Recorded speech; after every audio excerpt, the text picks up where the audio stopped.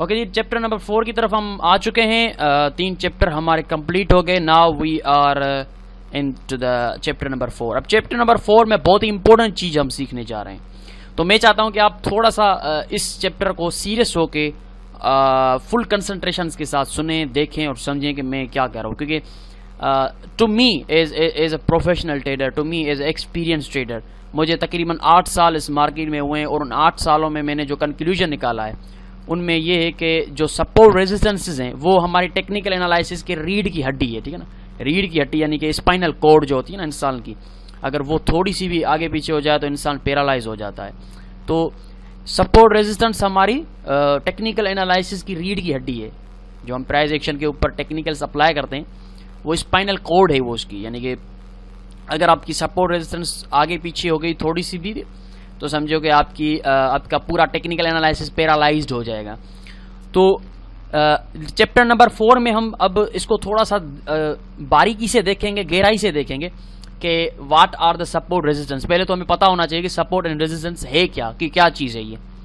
उसके बाद psychology of support resistance, के सपोर्ट रेजिस्टेंस क्यों बनती हैं, वो क्यों बनती हैं, कौन इनको बनाता है, क्यों मार्केट बाउंस बैक होती है उन लेवल से, तो उनके पीछे की साइकोलॉजी को भी हम समझेंगे। उसके बाद सिग्निफिकेंट सपोर्ट रेजिस्टेंस लेवल कौन से हैं, सिग्निफिकेंट सपोर्ट रेजिस्टेंस लेवल्स कौन से हैं, उन सिग्निफिकेंट वो क्यों हैं।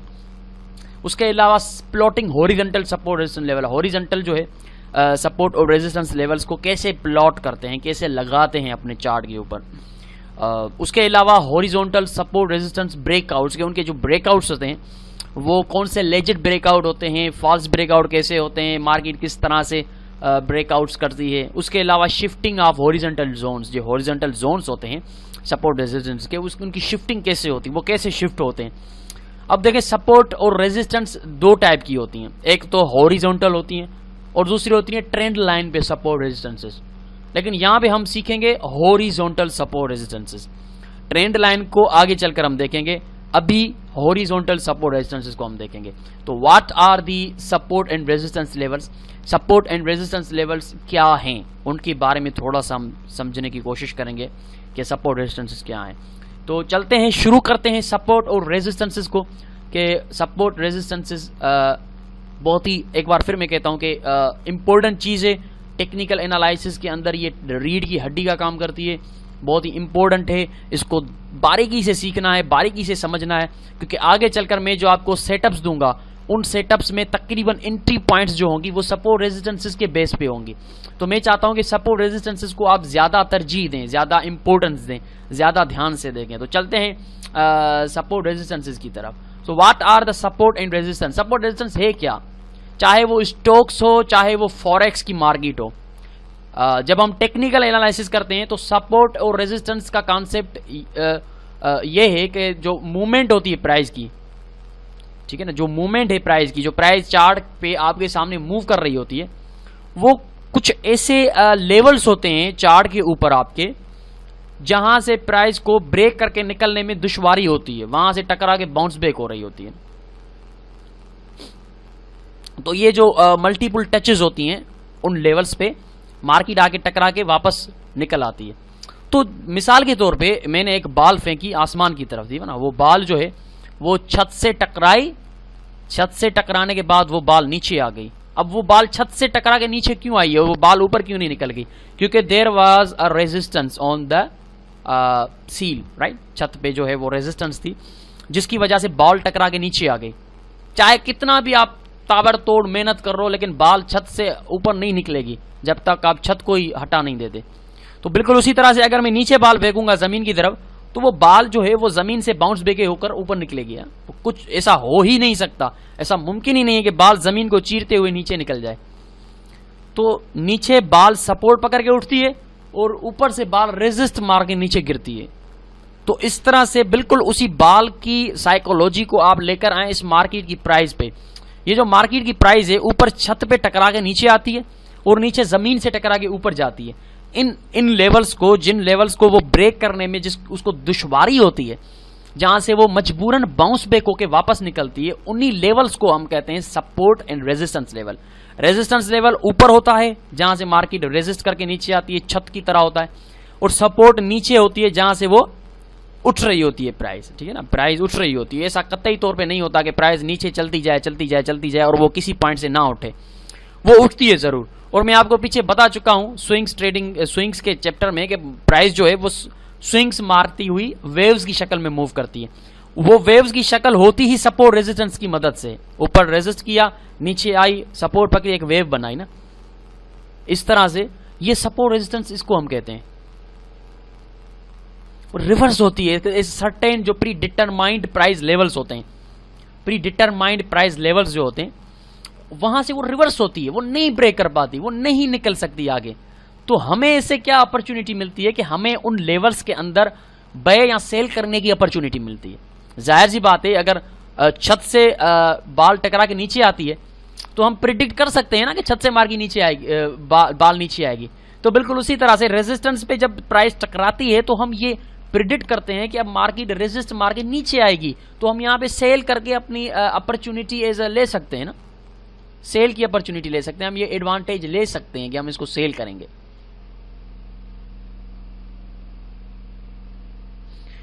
फॉर एग्जांपल यहां से देखिए प्राइस ऊपर उठी, यहां पे जैसे ही उसने रेजिस्ट मारी है बेरिश कैंडल की शक्ल में, बेरिश बुलिश कैंडल हम पीछे देख चुके हैं, जैसे ही बेरिश कैंडल आई हमें कंफर्म हो गया कि रेजिस्टेंस सक्सेसफुल मिल चुकी है हमें, क्योंकि रेजिस्ट हुई है प्राइस, एक बेरिश कैंडल बना के रेजिस्ट हुई है। अगर ये बेरिश कैंडल नहीं होती तो रेजिस्टेंस नहीं है, रेजिस्टेंस का मतलब है कि बेरिश कैंडल बन गई। यहां पे हम सेल करेंगे क्योंकि हमने एडवांटेज लेना है रेजिस्टेंस का, स्टॉप लॉस रेजिस्टेंस से ऊपर रखते हैं और ये प्राइस नीचे आ गई। अगेन उसी नीचे देखें सपोर्ट लेवल पे प्राइस आई, जमीन पे बाल टकराई और यहां पे देखें बुलिश कैंडल मिली, कंफर्मेशन हो गई, हमने बाय कर दिया, बाय किया, प्राइस ऊपर निकल गई। अगेन बाल छत पे टकराई, बेरिश कैंडल मिली, कंफर्म हो गई, हमने सेल कर दिया, बाल नीचे आ गई, प्राइस नीचे आ गई। अगेन जमीन पे बाल टकराई, बुलिश कैंडल मिली, हमने बाय किया, ये ऊपर जाएगी। अल्टरनेटिवली अगर ब्रेक करती है, हमारा स्टॉप लॉस हिट होता है तो डजंट मैटर, अगर स्टॉप लॉस हिट होता है तो डजंट मैटर। हम नेक्स्ट फिर देखेंगे ब्रेकआउट की ट्रेड करेंगे। तो कहने का मकसद कि ये हम एडवांटेज सपोर्ट रेजिस्टेंसेस का ऐसे लेते हैं कि रेजिस्ट पे हम ये प्रेडिक्ट करते हैं कि रेजिस्टेंस मिल चुकी है, प्राइस बाउंस हो चुकी है, यहां से प्राइस नीचे आएगी, ठीक है ना, ये ब्रेक नहीं कर सकी, बेरिश आ चुके हैं, बेयर्स मार्केट में इंटर हो चुके हैं उस रेजिस्टेंस से, रेजिस्ट पकड़ के अब ये बाउंस होंगे नीचे, 40-50 पिप हमें मिलेंगे। तो ये इस तरह से सपोर्ट रेजिस्टेंस इसको कहते हैं ना, ये होती है सपोर्ट रेजिस्टेंसेस कि सपोर्ट पे जब प्राइस आती है, प्री डिटरमाइंड प्राइस लेवल होता है, वो लेवल हर किसी की नजरों में होता है। आपके सामने अगर ये चार्ट है तो सिर्फ आपके सामने नहीं है, ये चार्ट सिर्फ आपके सामने नहीं होता, ये उन हजारों लाखों ट्रेडर्स के सामने सेम चार्ट होता है जो आपके सामने होता है। तो आपके सामने अगर कोई सपोर्ट नजर आ रही है तो वही सपोर्ट हजारों लाखों ट्रेडर्स को भी नजर आ रही है, वही सपोर्ट, यानी कि वो प्री डिटरमाइंड प्राइस लेवल हर किसी की नजरों में है, हर कोई उसकी ताक में बैठा हुआ है कि बस प्राइस आए और मैं वहां पे बाय करूंगा। तो ये सपोर्ट रेजिस्टेंस इसी को कहते हैं, एक प्री डिटरमाइंड प्राइस लेवल्स होते हैं जिससे प्राइस बाउंस बैक होती है, प्राइस को ब्रेक करने में दुश्वारी होती है। क्यों होती है दुश्वारी, वो आगे चलकर हम देखते हैं। तो आपका कॉन्सेप्ट यहां पे क्लियर होना चाहिए कि what are the support and resistance level. कितने पता नहीं कितने ट्रेडर हैं जो सिर्फ सपोर्ट रेजिस्टेंसेस पे ट्रेडिंग करते हैं, इंक्लूडिंग मी। मैं भी सपोर्ट रेजिस्टेंस को बहुत ज्यादा तरजीह देता हूं, क्योंकि ये प्राइस एक्शन जो हम करते हैं टेक्निकल से, वो उसकी बेसिक्स है, ये बहुत ही नेसेसरी है ये चीज। इस चीज को आपने गहराई से समझना है कि कौन सी सपोर्ट रेजिस्टेंसेस पे हमने इंतजार करना है, कहां से पोटेंशियल पुल बैक मिल सकता है, कहां से प्राइस रिवर्स हो सकती है, कौन सी रेजिस्टेंस से होगी, कौन सी सपोर्ट से उठेगी। इसी को कहते हैं सपोर्ट रेजिस्टेंसेस। एक प्री डिटरमाइंड प्राइस लेवल जिनको ब्रेक करने में प्राइस को दुश्वारी हो, डिफिकल्टी हो और अल्टरनेटिवली ब्रेक ना कर सके और वहां से रेजिस्टेंस पकड़ के नीचे गिरे तो ये रेजिस्टेंस लेवल है। ब्रेक ना कर सके, वहां से सपोर्ट पकड़ के उठे तो वो सपोर्ट लेवल है। सिंपल, इसको हम कहते हैं support and resistances.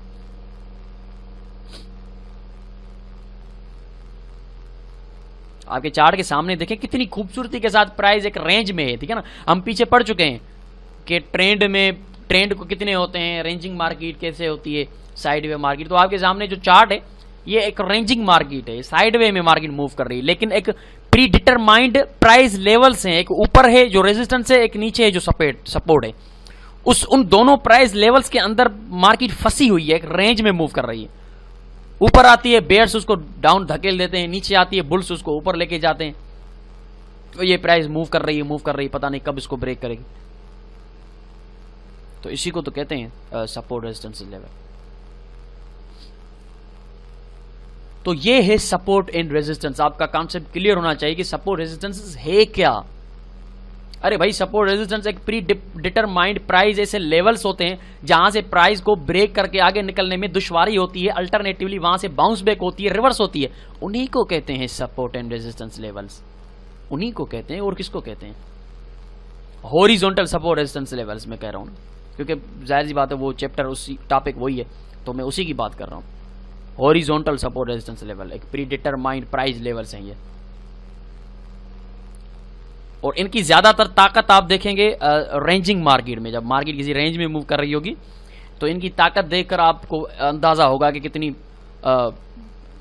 Support resistances की ताकत कितनी है, किस तरह से प्राइस जो है वो उसके अंदर मूव कर रही है। फिर आपको मैं यकीन के साथ कहता हूं कि ये आप जब ये देखेंगे, इसको देखने के बाद इस चैप्टर को आप इंस्टेंटली जल्दी में ही अपना MT4 प्लेटफॉर्म खोलें और इसे फाइंड आउट करें। रेंजिंग मार्केट कहीं पे देखें आप इसको, चाहे कोई भी टाइम फ्रेम हो, किसी भी टाइम फ्रेम में चले जाएं, रेंजिंग मार्केट है, वहां पे सपोर्ट रेजिस्टेंसेस लगाएं और देखें सपोर्ट रेजिस्टेंसेस की ताकत और उनके होने का आपको एहसास होगा कि उनके पावर का, उनके रिएक्शन जो प्राइस के साथ वो करता है उसका आपको एहसास होगा। अब यहां पे एक और पॉइंट आती है कि कौन से टाइम फ्रेम पे सपोर्ट रेजिस्टेंसेस ड्रा करनी है। अरे भाई, कोई भी टाइम फ्रेम हो, सपोर्ट रेजिस्टेंसेस अपना काम दिखाती हैं, क्योंकि पार्टिसिपेंट्स जो होते हैं, बुल्स और बेयर्स जो होते हैं, वो तो हर टाइम फ्रेम में मौजूद हैं। अगर आप आवर 4 में ट्रेडिंग कर रहे हैं तो बाकी सारे जो भी हजारों लाखों ट्रेडर हैं वो भी आवर 4 में करते होंगे? नहीं भाई, 1 मिनट चार्ट पे भी ट्रेड करने वाले बैठे हुए हैं, 5 मिनट चार्ट पे भी ट्रेड करने वाले बैठे हैं, 15 मिनट के से लेकर मंथली चार्ट तक लोग बैठे हुए हैं ट्रेड करने वाले। हर किसी की अपनी अपनी स्ट्रेटजी है, अपना अपना ट्रेडिंग स्टाइल है, अपना अपना टाइम फ्रेम लिया हुआ है उन लोगों ने। तो हर टाइम फ्रेम पे सपोर्ट रेजिस्टेंसेस वर्क करेंगी, आपको नजर आएगा। लेकिन एक बात यहां पे मैं वाजे कर दूं कि जो बड़े टाइम फ्रेम्स होते हैं वहां पे इनकी प्रोबेबिलिटी हाई होती है, क्योंकि वायलेंस नहीं होता प्राइस के अंदर, वायलेंस नहीं होता, स्मूथली मूव करती है मार्केट, ठीक है ना, स्मूथली मूव करती है बड़े टाइम फ्रेम्स में। तो उनमें फॉल्स ब्रेकआउट भी नहीं होंगे और वायलेंस भी इतना नहीं होगा, यानी कि प्राइस जो है बुरी तरह से आपके सपोर्ट रेजिस्टेंसेस को कभी तोड़ेगी, कभी अंदर आ जाएगी। छोटे टाइम फ्रेम पे मुमकिन तौर पे ऐसे आपको फॉल्स ब्रेकआउट्स मिलेंगे, वायलेंस मिलेगा, लेकिन बड़े टाइम फ्रेम पे आपको बहुत ही कम ऐसी सिचुएशंस मिलेंगी। तो कहने का मकसद कि कोई भी टाइम फ्रेम हो, ये काम करती हैं सपोर्ट रेजिस्टेंसेस, 1 मिनट चार्ट पे भी करती हैं। मैं आगे चलकर आपको दिखाऊंगा कि वो 1 मिनट से लेके मंथली तक काम करती हैं। तो ये है सपोर्ट एंड रेजिस्टेंस। अब आगे चलते हैं, आगे देखते हैं कि सपोर्ट रेजिस्टेंस बनती क्यों है भैया।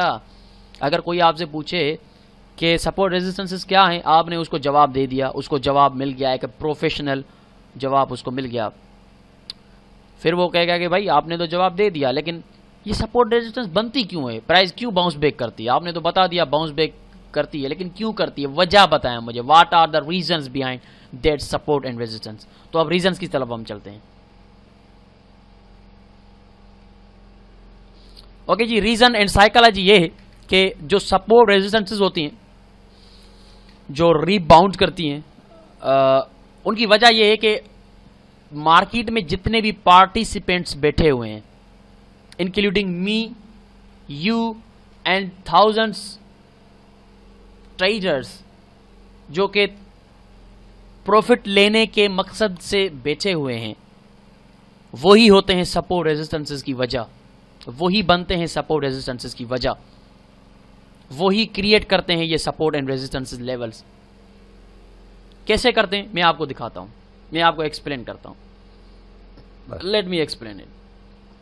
अब देखें, यहां पे एक रेजिस्टेंस आ गई, ठीक है जी, ये मुझे रेजिस्टेंस मिल गई, यहां से प्राइस ने टकराया, मुझे रेजिस्टेंस मिल गई, मार्केट नीचे आई, अब ये मार्केट ऊपर उठ रही है तो मेरे समेत हजारों ट्रेडर जितने भी बैठे हुए हैं वो सब इस ताक में हैं कि ये जो रेजिस्टेंस लेवल है ये बहुत अच्छा रेजिस्टेंस लेवल है, प्राइस ने यहाँ से बाउंस बैक किया है। तो हर कोई ये जहन बना के बैठा हुआ है कि जब ये प्राइस अगेन इस लेवल में आएगी तो मैं सेल करूंगा। जाहिर सी बात है कि रेजिस्टेंस में हम सेल ही करेंगे ना, बाय तो नहीं करेंगे। तो हर कोई ये जहन बना के बैठा हुआ है कि जब ये प्राइस अगेन इस लेवल में आएगी तो मैं सेल करूंगा।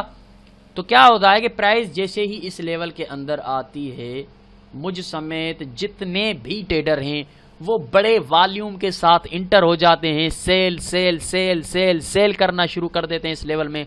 कुछ लोग टच पे ही सेल करना शुरू कर देते हैं, कुछ लोग बेरिश कैंडल के बाद सेल करना शुरू कर देते हैं। और उसकी वजह यह बनती है कि सेलिंग बेरिश मोमेंटम बढ़ जाता है, सेलर्स बहुत ज्यादा तादाद में मार्केट के अंदर इंटर हो जाते हैं, जिसकी वजह से अल्टरनेटिवली ये रेजिस्टेंस लेवल स्टेबल रहता है और रेजिस्टेंस लेवल रेजिस्टेंस बनकर सेलर्स, हम जैसे पार्टिसिपेंट्स सेलर्स की शक्ल में इसमें एंटर होकर इसको एक बार फिर वैलिड सपोर्ट रेजिस्टेंसेस बना के नीचे मूव कर देते हैं। जब यहाँ पे आता है अगेन एक सपोर्ट के लेवल के अंदर, हम क्या करते हैं, अपनी सेल की एंट्रीज क्लोज करते हैं और अगेन इसमें बाय की एंट्री लगाना शुरू कर देते हैं। अल्टरनेटिवली वही होता है कि बायर्स वॉल्यूम बढ़ने की वजह से, बुल्स के इंटर होने की वजह से प्राइस अगेन ऊपर मूव करना शुरू कर देती है।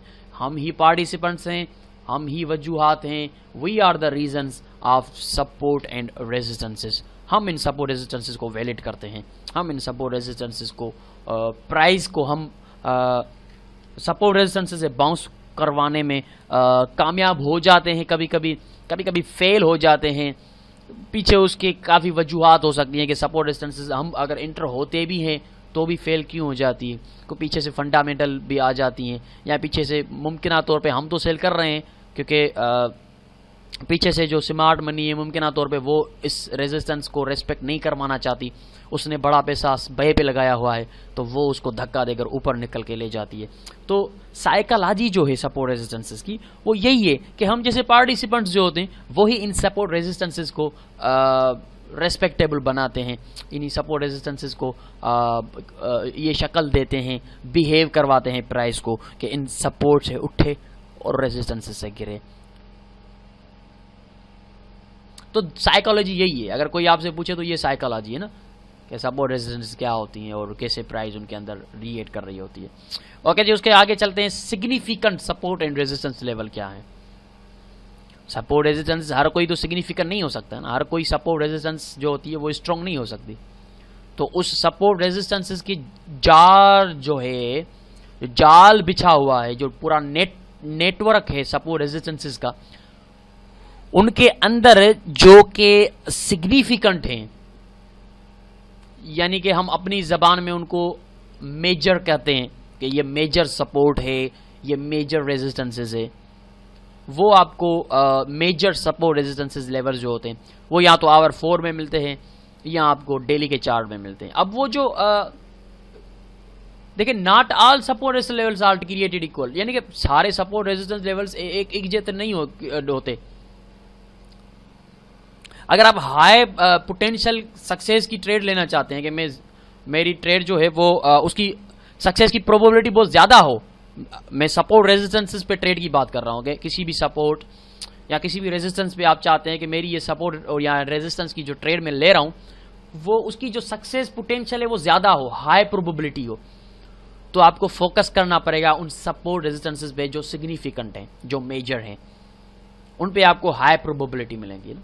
अब वो सिग्निफिकेंट कौन से हैं? सिग्निफिकेंट जो होते हैं वो बड़े टाइम फ्रेम्स पे होते हैं, जैसे मंथली है, वीकली है, डेली है, या एटलीस्ट आवर 4 में होते हैं, वो हम सिग्निफिकेंट उनको कहते हैं।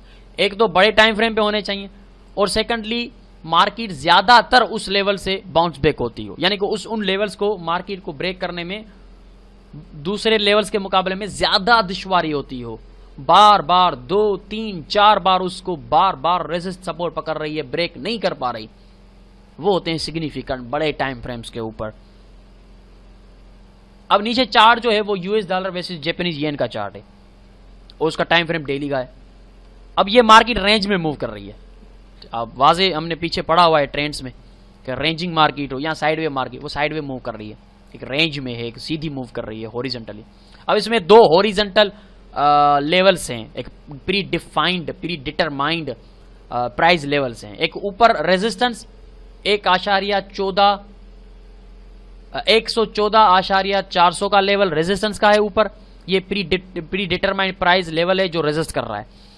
नीचे 108,340 ये एक प्री डिटरमाइंड प्राइस लेवल है जो सपोर्ट का काम कर रहा है। अब इन दो प्री डिटरमाइंड प्राइस लेवल के अंदर प्राइस मूव कर रही है, ठीक है ना, ऊपर से बाउंस बैक हो रही है नीचे से। अब ये सिग्निफिकेंट सपोर्ट रेजिस्टेंस लेवल है क्योंकि ये डेली के टाइम फ्रेम पे है और आप देख सकते हैं कि मार्केट ने काफी बार इसको रिजेक्ट किया हुआ है।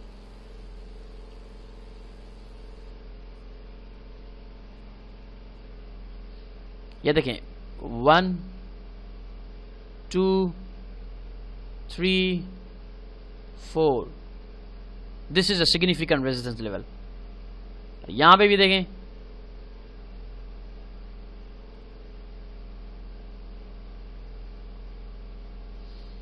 अब पता है क्या होता है, ऐसे लेवल्स जो होते हैं ना सिग्निफिकेंट, उनके ब्रेकआउट जो होते हैं वो ज्यादातर फॉल्स ब्रेकआउट नहीं होते, वो सक्सेस चांसेस उनके ज्यादा होते हैं। अब इसको हम कहते हैं सिग्निफिकेंट सपोर्ट रेजिस्टेंस लेवल। अब जब प्राइस इसको नीचे से ब्रेक करेगी तो काफी निकल जाएगी, या अगर ऊपर उठती है ऊपर से ब्रेक करती है तो काफी निकल जाएगी, क्योंकि ये सिग्निफिकेंट सपोर्ट रेजिस्टेंस लेवल है, मेजर है। और मेजर सपोर्ट रेजिस्टेंस लेवल जब ब्रेक होता है तो प्राइस का निकल जाना तय होता है कि स्ट्रांगली प्राइस जो है वो निकल जाएगी। अब ये रेंज के अंदर है। अब यहीं पर ही कुछ ऐसे भी लेवल हैं जो कि सिग्निफिकेंट नहीं है। यहां पे काफी ऐसे लेवल हैं जो फिर सिग्निफिकेंट नहीं है, जैसा कि ये देखें सपोर्ट रेजिस्टेंस लेवल है, प्राइस ने यहां से ब्रेक किया फिर यहां से भी ब्रेक कर लिया आराम से, तो ये सिग्निफिकेंट नहीं है।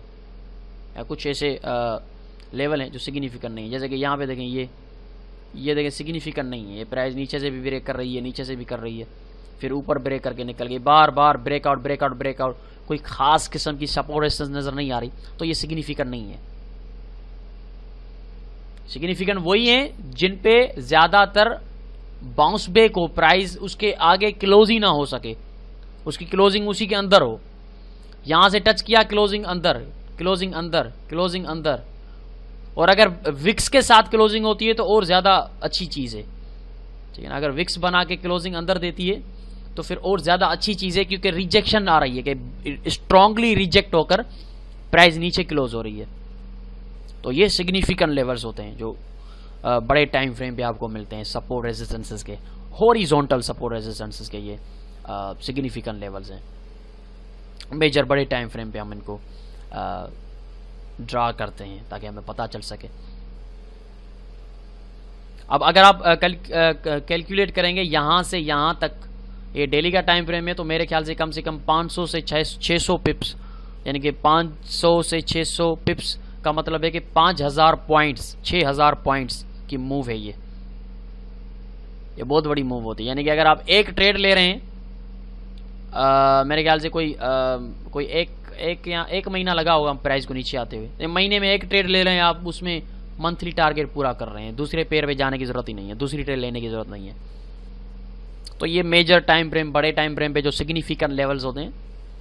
अब एंट्री पॉइंट्स तो आगे हम देखेंगे, अभी हमारा वो टॉपिक नहीं है कि हम ये कहें कि अभी एंट्री पॉइंट कैसे लेनी है, एंटर कब होना है, कैसे पता चलेगा, वो हम आगे देखेंगे।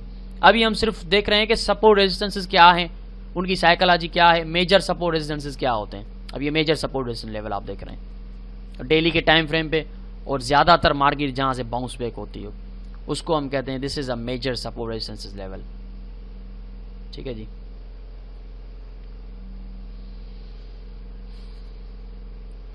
अब horizontal support resistances level plot कैसे किए जाते हैं,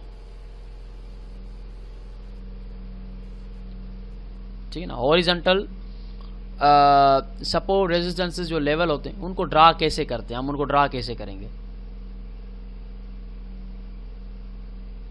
वो MT4 प्लेटफॉर्म में चलकर मैं आपको अब दिखाऊंगा कि हम उसको ड्रा कैसे करते हैं। लेकिन उससे पहले वो देखें, लास्ट में चलकर हम उसको ड्रा करेंगे तो ज्यादा बेहतर रहेगा ना। लास्ट में चलकर हम उनको सीखेंगे कि उनको ड्रा कैसे करते हैं, ये और ज़्यादा अच्छा रहेगा। जिसमें दूसरी वीडियो हम बनाते हैं ना वो प्रैक्टिकल, अब थ्योरी हम पढ़ रहे हैं, इसको प्रैक्टिकल करने वहाँ पे जाएंगे MT4 प्लेटफॉर्म में, तो वहाँ पे हम देखेंगे कि इनको ड्रा कैसे करते हैं। अब शिफ्टिंग ऑफ द जोन पे आते हैं कि शिफ्टिंग ऑफ जोन कैसे होती है। कोई भी सपोर्ट हो या कोई भी रेजिस्टेंस हो, वो हमेशा सपोर्ट या रेजिस्टेंस नहीं रहती, ठीक है ना। कोई भी सपोर्ट, अगर एक सपोर्ट है 110 के लेवल पे एक सपोर्ट आ रही है, बार बार मार्केट वहां से उठ रही है, लेकिन जब वो 110 की सपोर्ट ब्रेक होगी, नीचे मार्केट क्लोज होगी, उसी को प्राइस रेजिस्टेंस बना के नीचे निकल जाएगी, शिफ्ट हो गई। ये जोन जो है शिफ्ट हो गया। मिसाल के तौर पे यहां पे देखें, यहां से देखते हैं क्या हो गया।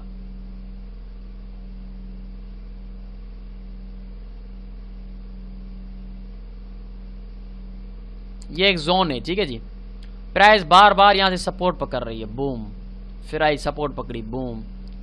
अब ये सपोर्ट लेवल है। अब जोन शिफ्ट कैसे होगा, ये इसको ब्रेक किया, इसी को अब रेजिस्टेंस बनाया, और ये नीचे जो सपोर्ट का काम कर रहा था जोन 110 प्राइस का, यहां पे 110 लिख देते हैं ताकि पता चले कि 110 प्राइस लेवल है ना, प्री डिटरमाइंड प्राइस लेवल है। 110 का जो प्राइस लेवल है वो मुसलसिल सपोर्ट, लेकिन जब वो ब्रेक हुआ वही लेवल रेजिस्टेंस बन गया और रेजिस्टेंस का काम करने लगा, बूम नीचे, फिर बूम नीचे, ठीक है। अगेन वो फिर ऊपर ब्रेक हुआ, लेकिन फिर वो सपोर्ट बन गया, लेकिन शिफ्टिंग होती रहती है। इसका मतलब है कि वही लेवल सपोर्ट भी बनेगी, रेजिस्टेंस भी बनेगी, सपोर्ट भी बनेगी, यानी कि वो शिफ्ट होता रहता है, उसमें शिफ्टिंग होती रहती है। जरूरी नहीं कि ये सपोर्ट लेवल है तो सपोर्ट ही रहेगा, नहीं, वो ब्रेक होगा तो रेजिस्टेंस भी बन सकता है, अगेन फिर नीचे ब्रेक होगा फिर सपोर्ट बन सकता है। ये शिफ्टिंग ऑफ द जोन होता रहता है।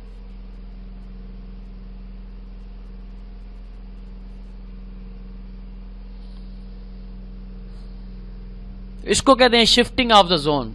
जो जोन सपोर्ट था वो शिफ्ट होके ब्रेकआउट के बाद रेजिस्टेंस बन गया, जो जोन रेजिस्टेंस था वो शिफ्ट होके सपोर्ट के बाद ब्रेक के बाद सपोर्ट बन गया। तो shifting of the zones, horizontal support resistance zone, ये भी प्रैक्टिकल करेंगे हम आगे चलकर।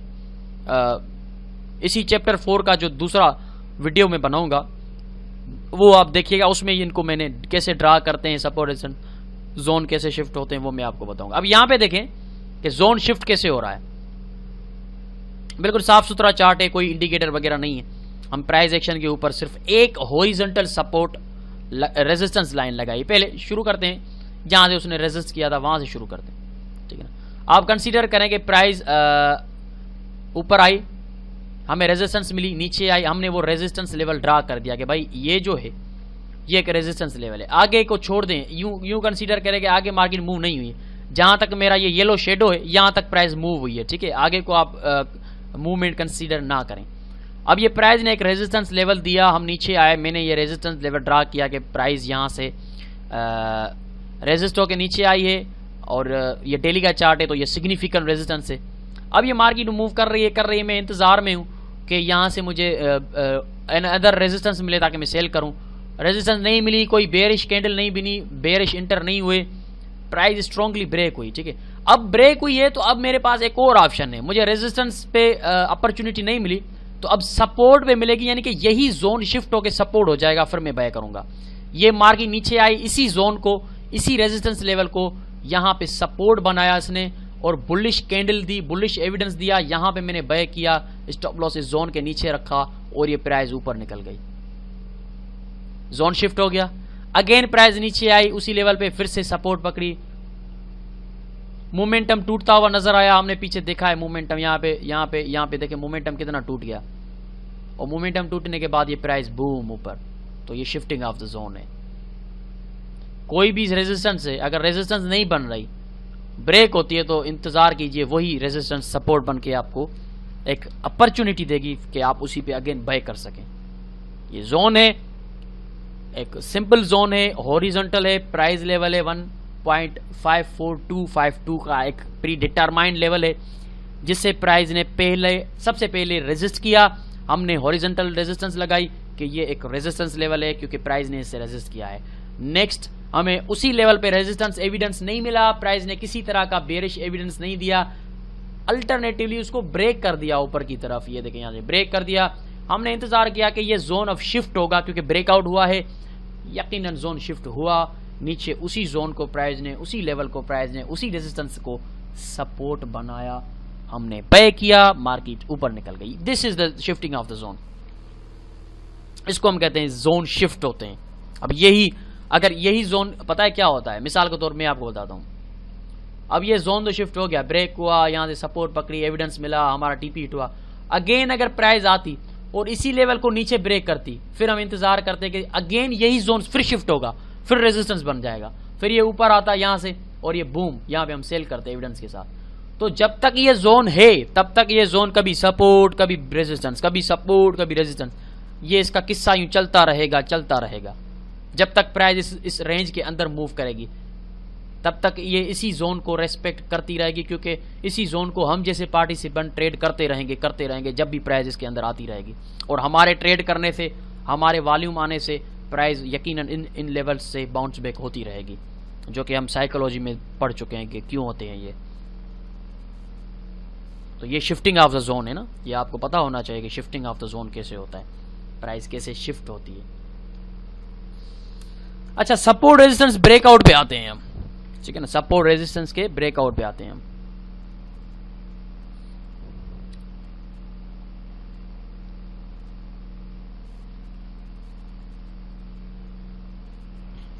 देखिए, काफी लोगों का मानना है कि प्राइस अगर किसी भी सपोर्ट या रेजिस्टेंस को ब्रेक करती है, अगर नीचे क्लोजिंग दे, तो इसका मतलब है कि ये सपोर्ट जो है ब्रेक हो चुकी है, ये ब्रेकआउट है, वैलिड ब्रेकआउट है। लेकिन ऐसा नहीं है, ऐसा नहीं है। This is not always the case, ऐसा नहीं होता।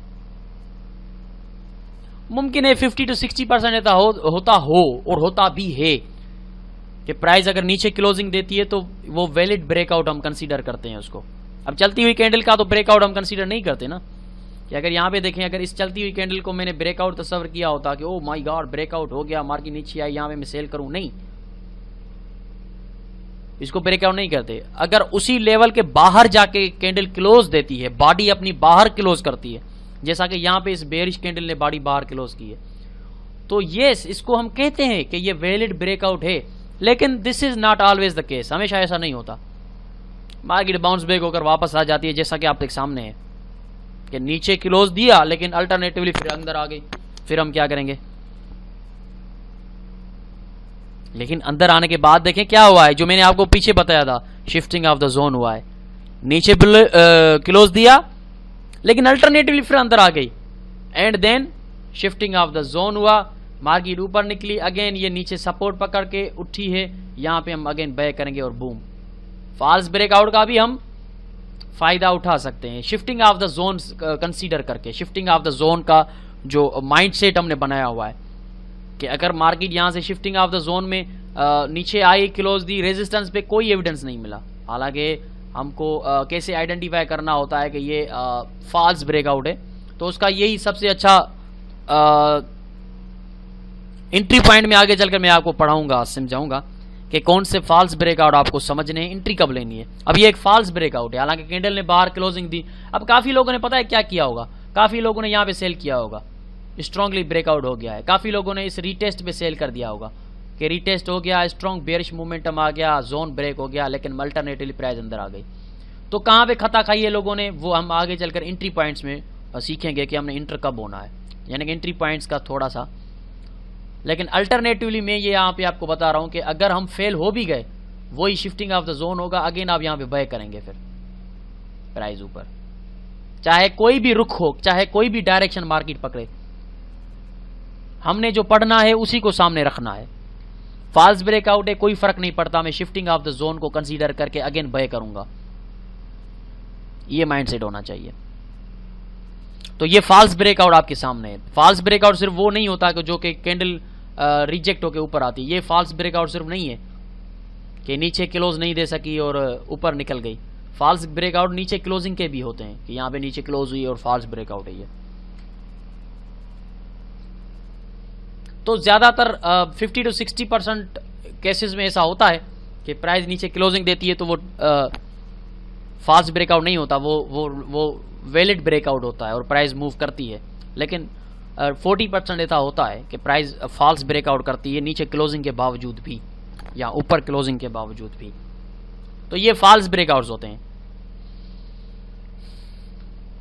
ओके जी, अब हम MT4 प्लेटफॉर्म पे चलेंगे और MT4 प्लेटफॉर्म में चलकर हम देखेंगे कि किस तरह से सपोर्ट रेजिस्टेंसेस ड्रा करते हैं, शिफ्टिंग ऑफ द जोन कैसे होता है और फॉल्स ब्रेकआउट कौन से होते हैं। ओके जी, ये वीडियो यहाँ पे कंप्लीट है।